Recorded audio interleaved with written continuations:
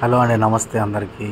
ఇప్పుడు రోజు 3:15 అయింది టైము. ఎక్కడికి వెళ్దామని చెప్పి ఆలోచన చేసి ఇప్పుడే పాత బస్ స్టాండ్లో మన వీరబ్రహ్మేంద్ర స్వామి గుడి దాటి ఇట్లే ఎక్కడికి వెళ్ళాలా అని ఆలోచన చేస్తూ ఇక్కడ వైఎస్ఆర్ సర్కిల్ ఉంది కదా, ఇక్కడ నుంచి లెఫ్ట్ అని తీసుకొని మనము రైల్వే స్టేషన్కి వెళ్దాము అని చెప్పేసి డైరెక్ట్గా వెళ్ళాను. ఇదేమో మా పాత వీధి బాలాజీ నగర్.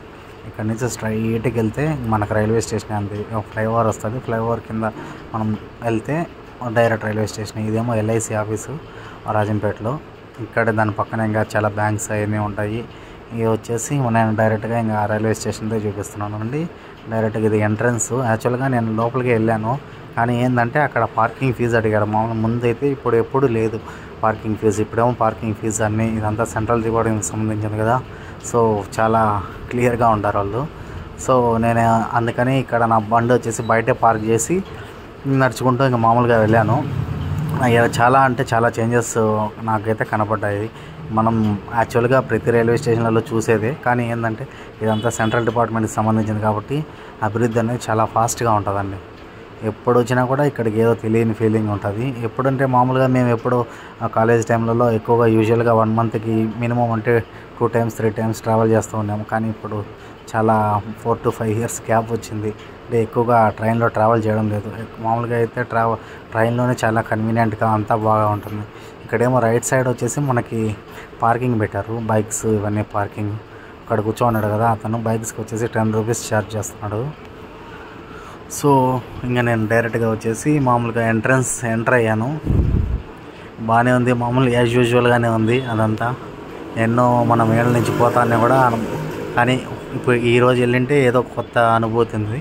సో ఇప్పుడు వచ్చేసి ఇంకా లెఫ్ట్ సైడ్ ఎక్కడ తిరిగామనుకో టికెట్ కౌంటరు.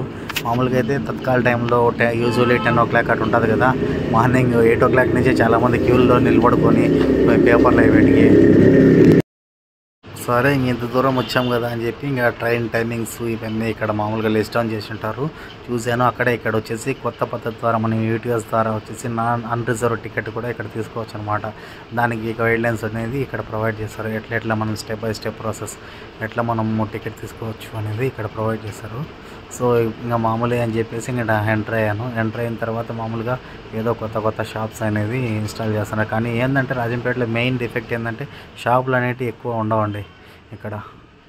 అది ఇప్పుడు ఇది గూడ్స్ వెళ్తుంది చూస్తున్నారా, ఈ మామూలుగా ఈ 4 tracks ఉంటాయి. మెయిన్గా సెకండ్ అండ్ థర్డ్ వచ్చేసి ఇక్కడ మెయిన్లీ మామూలుగా సెకండ్ అనేది అవతల అంటారు ఇక్కడ, కానీ థర్డ్ ఫోర్త్ ఇక్కడ మధ్యలో ఉంటాయి కదా, ఆ ట్రాక్స్ వచ్చేసి మెయిన్లీ గూడ్స్ పర్పస్కే వాడతారు. సో ఇలా జరుగుతుందండి. మామూలుగా యూజువల్గా 1-2 అంగళ్ళే ఉంటాయి రాజంపేటలో. ఉన్నా కూడా దాంట్లో కూడా మనకు ఫుడ్ అవైలబిలిటీ అనేది ఫుల్గా ఉండదు. ఇదే ఒక మెయిన్ డిసడ్వాంటేజ్ ఇక్కడ మన రాజంపేటలో మనకు. ఓకేనా, ఇది నేనైతే ఈరోజు ఇక్కడికి వెళ్ళాను. ఇది వచ్చేసి ఇంకొక దారి, మనం ఎంట్రన్స్ కాకుండా ఇంకొక దారి ఇది, మనం మామూలుగా ఎంటర్ అయ్యేదానికి. ఇది కూడా చాలా బాగుంటుంది. మీరు కూడా చూడండి, ఒకసారి విజిట్ చేయండి. ఇంకా నేను ఓకే అని చెప్పేసి ఫైనల్గా ఎగ్జిట్ అయ్యేసి వచ్చేసాను. ఓకే అండి, మన ఛానల్ లైక్, షేర్, సబ్స్క్రైబ్ చేసి ఇలానే సపోర్ట్ చేస్తూ ఉండండి. ఇంకా మరిన్ని వీడియోస్తో మీ ముందుకు వస్తూనే ఉంటాడు.